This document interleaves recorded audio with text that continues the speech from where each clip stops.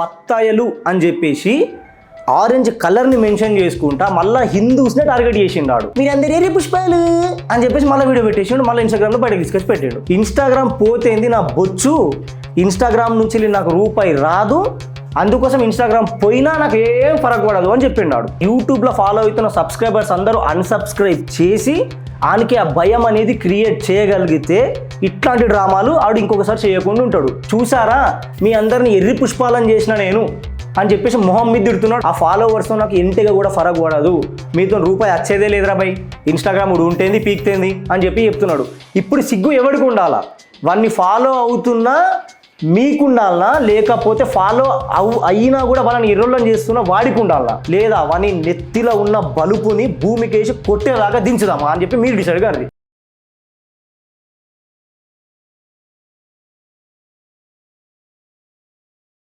నమస్తే, welcome to Chitragupt. Naa Anveshana గురించి ఆయన ఐడి గురించి మాట్లాడే ముందు నేను ఇంకొక చిన్న డైలాగ్ చెప్తా. చిరంజీవి గారిది ఒక పాటలు ఉంటుంది, లవ్ బ్రేకప్ అయిపోయిన తర్వాత సాంగ్ వస్తుంది. ఆ తర్వాత ఏమైంది అంటే, ఆ తర్వాత ఏమవుతుంది, మా ఏరియాలోకి ఐశ్వర్య వచ్చింది అని చెప్పేసి ఓ మాయా అని సాంగ్ పాడతాడు. సేమ్ నాన్వేషణ కూడా ఏం చేసిందనంటే, నా అకౌంట్ పోయింది అని చెప్పేసి ఒక్క రాత్రి ఇట్లా కింద మీద వేసేసిండు మొత్తం ఛానల్ని. తర్వాత నా అకౌంట్ ఎత్తేసింది అని చెప్పి పెట్టాడు. ఆయన స్టోరీ ఇప్పుడు మీరు చూస్తే ఏమని పెట్టిండనంటే, నేను ఒక వీడియో అప్లోడ్ చేసిన, దాంట్లో పాస్పోర్ట్ రాంగ్ పెట్టినా, దానివల్ల వీడియో పోయింది, నేను అందరినీ ఎర్రి పుష్పాలను చేయాలని అనుకున్నా, అందుకోసమే ఏదో ట్రయల్ పెట్టినా నా అకౌంట్ పోయిందని ఒక వీడియో రిలీజ్ చేసిన, చూసినారు ఎంతమంది నాకు ఎంగేజ్ అయినరో అని చెప్పేసి ఆయన గురించి వీడియో చేసిన ప్రతి ఒక్కరికి మళ్ళీ పాట్ మరగొట్టినట్టు ఇంకొక ఆన్సర్ పెట్టాడు.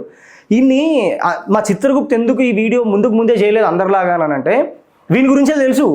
ఈడు ఒకటి చెప్తాడు, ఒకటి చేస్తాడు, ఒకటి అంటాడు, ఒకటి వింటాడు. ఇసుంటోళ్ళ గురించి మొత్తం క్లారిటీ లేకుండా వీడియో చేసినాం అనుకో మనమే ఎర్రి పుష్పం అవుతాము. అందుకోసం అప్పుడప్పుడు ఈ షోలో పువ్వు పెట్టుకొని మరీ చూపిస్తాడు మనందరికీ ఆయన వీడియోలు. అయితే దానికి ముందు రిలీజ్ చేసిన వీడియోలో ఏం చెప్పిండు అని అంటే, ఈ రెండు చేతులు నాకు 2 ఇన్స్టాగ్రామ్లు, ఈ 2 కాళ్ళు నాకు 2 యూట్యూబ్ ఛానళ్ళు, ఈ పొట్ట వచ్చేసి నాకు ఫేస్బుక్, కొడితే నా తలను కొట్టాలా చూసుకుందాము అది ఇది అనుకుంటా ఛాలెంజ్లు వేసిండు. ఆ ఛాలెంజ్లు వేస్తూ కూడా దాంట్లో కూడా మళ్ళా బత్తాయలు అని చెప్పేసి ఆరెంజ్ కలర్ని మెన్షన్ చేసుకుంటా మళ్ళీ హిందూస్నే టార్గెట్ చేసిండాడు. టార్గెట్ చేస్తూ ఎండింగ్లో ఏం చెప్పానంటే, 2026లో మిమ్మల్ని నిద్ర కూడా పోనీయా, మీతో నాకు ఆట ఆడుకుంటా అని చెప్పిండు. అంటే నాకు తెలిసినంత వరకు వీడి ఇన్స్టాగ్రామ్ని వీడే డిసేబుల్ చేసేసి ఒక వీడియో చేసి వానికి ఎంగేజ్మెంట్ తగ్గింది కాబట్టి, ఫాలోవర్స్ తగ్గుతున్నారు కాబట్టి కొత్త డ్రామాని క్రియేట్ చేసి మరి వాని గురించి మళ్ళా మీడియాలు, సోషల్ మీడియాలు, సాటిలైట్ ఛానళ్ళు కూడా వాని గురించి మాట్లాడుకునే అంత కంటెంట్ని క్రియేట్ చేసుకున్నాడు. వాడే క్రియేట్ చేసి ఇప్పుడు అందరూ మాట్లాడుకున్న తర్వాత మీరు అందరు ఏరే పుష్పాలు అని చెప్పేసి మళ్ళీ వీడియో పెట్టేసిండు. మళ్ళీ ఇన్స్టాగ్రామ్లో బయటకు తీసుకొచ్చి పెట్టాడు. ఇగో ఇంత చిల్లర నా కొడుకుడు అంటే ఆని మీద ఆడే గేమ్లు ఆడుకుంటాడు వాడు. ఇగో అసుంటోన్ని ఇంకా సపోర్ట్ చేస్తూ కూర్చున్నాం. హిందువులను తిట్టిండు, హిందూ దేవతలను తిట్టిండు, హిందూ ప్రవచనాలు చెప్పే పెద్దలను తిట్టిండు, హిందూ స్వామీజీలను తిట్టిండు. నిన్న పెట్టిన వీడియోలో కూడా హిందూస్ని టార్గెట్ చేసుకుంటేనే బత్తాయలు మిమ్మల్ని నిద్రపోనీయ అనుకుంటా మరీ కొట్టిండు. ఇప్పుడు దాంట్లో మళ్ళీ చెప్పింది ఒకటి ఏంటి అని అంటే, ఇన్స్టాగ్రామ్ పోతేంది నా బొచ్చు, ఇన్స్టాగ్రామ్ నుంచి నాకు రూపాయి రాదు, అందుకోసం ఇన్స్టాగ్రామ్ పోయినా నాకు ఏం ఫరక్ పడదు అని చెప్పిండాడు. ఈ దాంట్లో ఇప్పుడు వాడు ఫుల్ క్లారిటీతోని వానికి ఎల్ల పైసలు వస్తున్నాయి, ఎల్ల పైసలు వస్తలేవు, నాకు ఇంత మస్తు ఉన్నది, నా మస్తు మీరు దించలేరు, నాకు కొడితే నా తలను కొట్టాలా అంటే ఇండైరెక్ట్గా ఏం చెప్తున్నాడు, నాకు ఇంకో ఈడు ఉన్నది నా నెత్తిలో ఉన్న నా మస్తు అంతా, మీరు ఏం నాది వీకలేరు అన్నట్టు చెప్తున్నాడు కదా. ఇప్పుడు వాడిని ఫాలో అవుతున్న హిందూస్ ఎవరైతే ఉన్నారో ఇప్పటికైనా కానీ వాని ఇన్స్టాగ్రామ్ని అన్ఫాలో కొట్టి, ఫస్ట్ వాని ఇన్కమ్ సోర్స్ ఎక్కడి నుంచి వస్తుంది, యూట్యూబ్ నుంచి యూట్యూబ్లో ఫాలో అవుతున్న సబ్స్క్రైబర్స్ అందరూ అన్సబ్స్క్రైబ్ చేసి ఆయనకి ఆ భయం అనేది క్రియేట్ చేయగలిగితే ఇట్లాంటి డ్రామాలు ఆడు ఇంకొకసారి చేయకుండా ఉంటాడు. ఇవి డ్రామాలు ఒక సైడ్ చేసుకుంటే ఆడు ఇంత జరిగిన అంటే నిజంగానే మన ఇన్స్టాగ్రామ్ ఐడి పోతే కూడా ఆడు ఫరక్ పడదు అని చెప్పేసి అంత క్లియర్గా చెప్తున్నాడు అని అంటే, అన్ని ఫాలో అవుతున్న వాళ్ళని ఎంత చీప్గా చూసుంటాడు ఆడు. అయితే ఇక్కడ వీడికేమో ఇన్స్టాగ్రామ్ ఫాలోవర్స్ అంటే జుజ్జుబి అయిపోయింది కదా. నార్మల్గా వేరే యూట్యూబ్ ఛానల్స్ అయినా సరే, ఇన్స్టాగ్రామ్ ఇన్ఫ్లుయెన్సర్స్ అయినా సరే వాళ్ళ సబ్స్క్రైబర్స్ని కానీ వాళ్ళ ఫాలోవర్స్ని కానీ ఒక ఫ్యామిలీ లాగా ట్రీట్ చేస్తారు వాళ్ళు.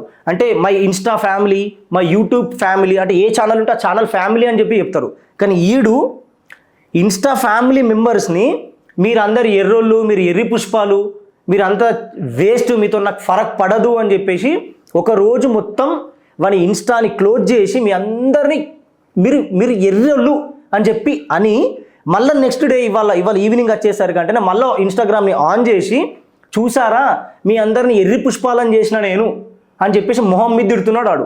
అంటే చూసినోళ్ళు వాడిని ఫాలో అవుతున్నోళ్ళు ఎర్రోళ్ళా లేకపోతే వాడు ఎర్రోడా అనేది క్లారిటీ మీకు రావాలా. ఎందుకంటే వాడు పిచ్చ క్లారిటీలో ఉన్నాడు కి నేను ఏం చేసినా, నేను ఏమన్నా నన్ను చూస్తారు, నన్ను ఫాలో కొడతారు, ఈ కాన్ఫిడెన్స్ అడిగి గట్టిగా ఉన్నది. మళ్ళా వాడిని ఫాలో అవుతున్నోళ్ళు మెజారిటీ ఎవరు వాడిని చూసేటోళ్ళు అంటే అందరు హిందూసే, ఇండియన్సే.